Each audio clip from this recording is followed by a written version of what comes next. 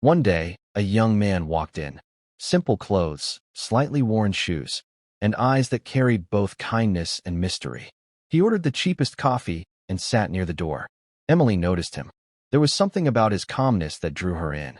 For weeks, they kept crossing paths. He would smile softly. She would wave shyly. Eventually, conversation found its way between them. His name was Daniel. He told her he worked part-time fixing cars at a small repair shop. He never talked much about himself, and when he did, he always made light of his situation, joking about how money never stayed long enough to say hello. But Emily didn't mind. She liked his honesty, his quiet strength, the way he listened to her dreams without judgment. Days turned into weeks, and their friendship blossomed into something deeper. They shared stories, laughter, and moments that felt timeless. But not everyone approved. Emily's friend, Karen, often reminded her, "You deserve someone better, someone who can take care of you." Emily would smile and say softly, "He already does, just not in the way you think." Then came the day everything changed. One evening, Daniel and Emily were walking home after a long day. A sleek black car pulled up beside them, and a man in a suit stepped out. "Mr. Daniels, sir, we've been trying to reach you," the man said urgently. Emily froze. "Sir?" Daniel's expression shifted. He looked caught, almost guilty. Emily turned to him in confusion. Who are you really?" she asked quietly. The truth spilled out like a sudden storm. Daniel wasn't a mechanic. He was the heir to a large business empire, one of the biggest companies in the city. But he had grown tired of people pretending to care about him because of his name or wealth. So he walked away from it all for a while, trying to live a simple, real life.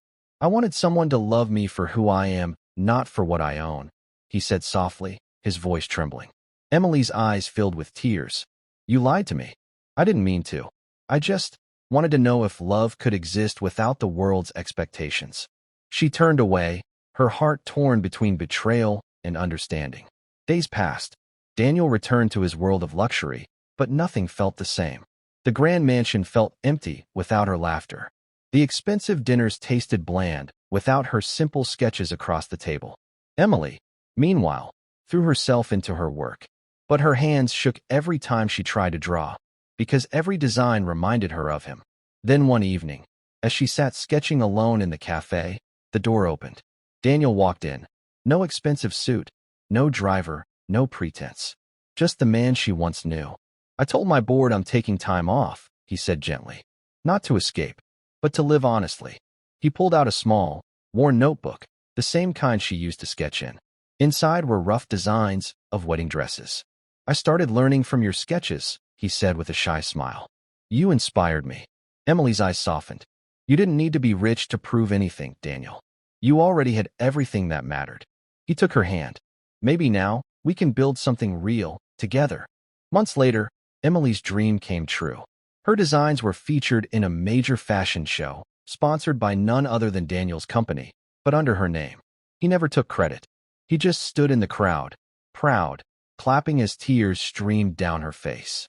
When reporters asked her how it all began, Emily smiled and said, "It started with a cup of coffee and a man who pretended to be poor, but whose heart was richer than anyone I'd ever known."